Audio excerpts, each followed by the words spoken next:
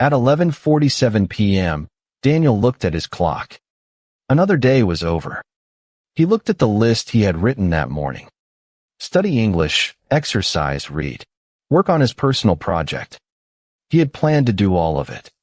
But he had done almost nothing. Daniel was tired, frustrated. And once again, he told himself the same thing. I don't have enough time. But there was something Daniel had forgotten. He had exactly the same 24 hours as everyone else. So why did some people seem to control their days, while Daniel felt like his days were controlling him? The answer would change the way he saw time forever. Because Daniel didn't need more hours. He needed to master the 24 hours he already had.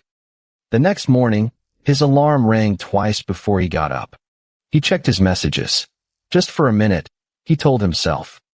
One message became 3, then 10.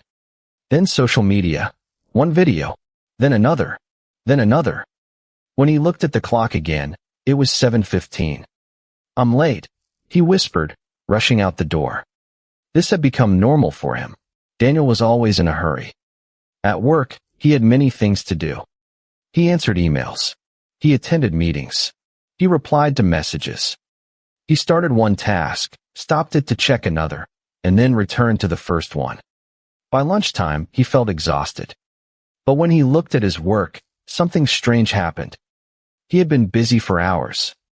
Yet the most important tasks were still unfinished. I'll do them later, he told himself. After work, Daniel had a plan: study, exercise, read, work on his project. But he was tired. I'll rest for 10 minutes first. 10 minutes became 40. He opened his book, read 2 pages, then his phone vibrated. One message became 3. When he put the phone down, his focus was gone. Exercise, reading, his project, one by one, pushed into tomorrow. At 11:47 p.m., Daniel was back in bed. He looked at the ceiling. He felt tired, but he didn't feel satisfied. He had been awake for more than 17 hours. He had worked. He had answered messages. He had watched videos. He had moved from one thing to another all day. He had been busy, very busy. But what had he actually accomplished? Daniel didn't have an answer. Days passed, then weeks.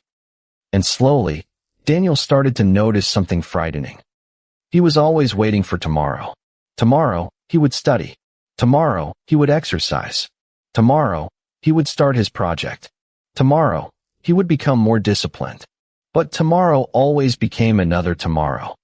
One evening, Daniel sat alone at his desk. His room was quiet. His phone was beside him. His unfinished book was in front of him. His English notebook was open. His project was still waiting. Daniel looked at all of it and sighed. Then he said something he had said many times before. I just need more time. But this time he stopped. More time? How much more? 25 hours a day. 30? And for the first time, he asked himself a different question. What am I doing with the 24 hours I already have? He didn't know it yet, but that question was about to change everything. The next day, Daniel arrived at work earlier than usual. But something was different. He didn't open his phone. He didn't check social media. He simply sat at his desk and looked at the clock. 6:58 a.m.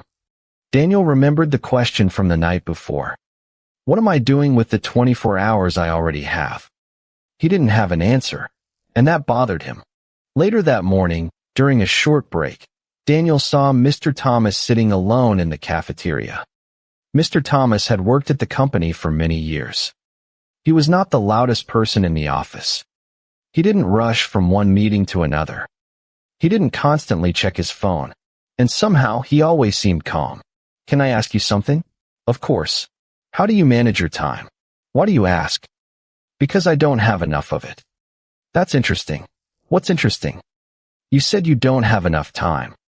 I don't. Then tell me something. How many hours did you have yesterday? 24. And how many did I have? 24. So we had the same amount of time. That's not really helpful. Maybe it is. You don't have a time problem, Daniel. You have an attention problem. What do you mean? You give your attention to everything that asks for it. Because he knew it was true. His phone asked for his attention. Social media asked for his attention. Messages asked for his attention. Emails asked for his attention. Even small, unimportant things could interrupt him. Mr. Thomas leaned back in his chair. Your time is limited, but your attention is what decides where that time goes. Daniel thought about the previous day. He had spent hours looking at his phone. If someone had asked what he'd done with those hours, he couldn't have said. So what should I do? Daniel asked. First, stop trying to do everything. Everything. Yes. You have too many priorities. Then what should I focus on? What's important to you? His health. His English. His work. His personal project. His family. Good. Now understand something. If everything is important, nothing is important. Your day needs priorities. Not hundreds of them. Just a few. So I should make a schedule?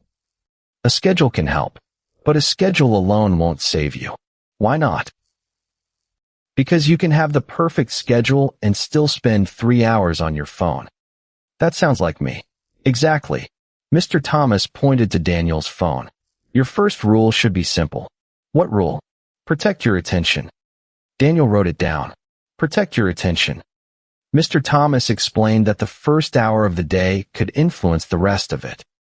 If you wake up and give your mind to other people's messages first, you start the day reacting. Reacting to what? To everyone except yourself. Daniel looked at his phone. He understood. The next morning, he tried something different. When his alarm rang, he got out of bed. He left his phone on the table. Then he washed his face, drank some water, and sat at his desk. For the next 30 minutes, he studied English. No messages, no social media, no distractions. At first, it felt strange. His hand kept wanting to reach for the phone. But he didn't. When the 30 minutes were over, Daniel felt something he hadn't felt in a long time. He felt in control. Not because he had done something extraordinary, but because, for once, he had decided what his time was for. Then he applied the same idea to the rest of his day. At work, he chose one important task and focused on it before moving to another. After work, he exercised for 30 minutes. Then he spent some time on his personal project. He didn't work for 5 hours. He didn't become a productivity machine. He simply stopped giving every free moment to distractions. And Daniel discovered another important rule. Doing more is not always the answer. Sometimes, the answer is doing less, but doing what matters. A few days later, Daniel told Mr. Thomas, "My schedule is working." Good. But don't try to control every minute of your life. I thought this was about managing time. It is. But managing time doesn't mean filling every minute. You need time to work, to learn, to exercise, but also time to rest, to think, to do nothing. Daniel understood. The goal wasn't to make every minute productive. The goal was to make the important minutes meaningful. That night, Daniel returned home. He looked at his old list. It was full of things he wanted to do. Then he took a pen and crossed out several of them. Not because they were bad, but because they were not important enough. For the first time, his list looked smaller, and his life felt bigger. Daniel looked at the clock. There were still hours left before bedtime. He smiled. He finally understood something simple. You don't need more time. You need to decide what deserves the time you already have. But Daniel was still learning. Because knowing how to manage your 24 hours was one thing. Actually doing it every day was another. For the next few weeks, Daniel kept practicing. But it wasn't perfect. Some mornings, he still reached for his phone as soon as he woke up. Some days, he planned too much. Some evenings, he was too tired to study. And sometimes, he wasted an entire hour without even realizing it. The difference was that Daniel no longer gave up when he failed. Before, one bad day was enough to make him say, "I'll start again tomorrow." Now he said, "Okay, I lost an hour, but I still have the rest of the day." That small change made a huge difference. Daniel stopped trying to become perfect. He started trying to become consistent. He began preparing his day the night before. He chose 3 important things. Not 10, not 20, just 3. The first was usually something important for his work. The second was something for his future, like studying English or working on his personal project. The third was something for himself. Exercise, reading, rest, time with family. He also created one simple rule. When something important had his attention, nothing else did. His phone stayed away. Notifications were turned off. And when he studied, he studied. When he worked, he worked. When he rested, he rested. Slowly, his days began to feel different. Not longer, just better. One Friday evening, Daniel finished his work and looked at the clock. It was 6:10 p.m. A few months earlier, he would have felt exhausted and frustrated. He would have opened his phone and disappeared into it for hours. But this time, he had already finished the important things. He had studied English that morning. He had completed his main task at work. He had exercised. And he had spent some time working on his personal project. There was still time left. He suddenly remembered that 11:47 p.m., when his entire day had felt like it disappeared. The clock showed 6:10 p.m. now. Same 24 hours. Different choices. Daniel finally understood. He had never needed more hours. He had needed fewer distractions. Fewer unnecessary commitments. Fewer moments spent reacting to everything around him. And more decisions about what truly mattered. That night, Daniel sat at his desk and opened his notebook. At the top of the page, he wrote, "I have 24 hours. What will I do with them?" Then he wrote something else. "My time is my life." He stared at those words. Because time was not just something on a clock. Every hour was part of his life. Every wasted hour was gone forever. But every meaningful hour was also a small investment in the person he wanted to become. Daniel closed his notebook. For the first time in a long time, he wasn't afraid of tomorrow. He was ready for it. Because tomorrow would bring another 24 hours. And now he knew what to do with them. So let me ask you something. What is stealing your time right now? Is it your phone? Social media? Too many distractions? Procrastination? Or maybe you're simply trying to do too many things at once. Think about it for a moment. And if you know the answer, don't just keep it in your head. Write it in the comments. Tell us one thing you want to stop wasting your time on. And then write one thing you want to give more time to. For example, less social media, more learning. Your comment might be the reminder someone else needs today. And if this story made you think differently about your own 24 hours, give this video a like.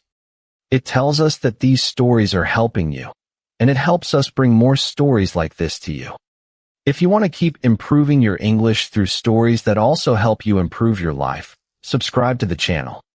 And don't forget to turn on the notification bell, because the next story might be exactly what you need to hear. Remember, you cannot stop time. You cannot save today's hours for tomorrow. You cannot buy another day. Every morning, you receive the same gift. 24 hours. The question is not, how can I find more time? The real question is, what deserves my time? Because when you learn to master your hours, you slowly learn to master your days. And when you master your days, you begin to master your life.